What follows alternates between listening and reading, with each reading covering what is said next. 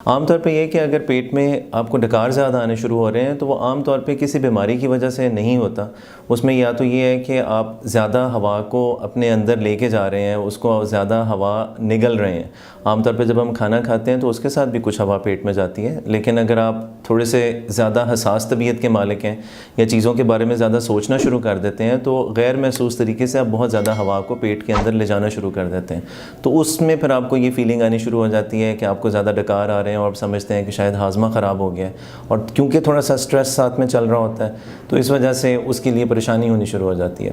दूसरी जो चीज़ ये है कि अगर आपको लग रहा है कि पेट थोड़ा सा टाइट होना शुरू हो गया है और पेट फूल रहा है और उस वजह से आप कहते हैं कि गैस ज़्यादा हो रही है, तो कुछ बीमारियां पेट की डेफिनेटली ऐसी होती हैं कि जिनके अंदर पेट में थोड़ा सा फुलाव आना शुरू हो जाता है। पेट में किसी भी वजह से अगर पानी पड़ रहा है या पेट में अगर कोई और बीमारी है तो जिस वजह से आपको पेट फूला लगता है। लेकिन ख़ास तौर पे जो गैस की वजह से प्रॉब्लम होता है वो कुछ ऐसा नहीं है कि हम कहें कि वो कोई बीमारी है।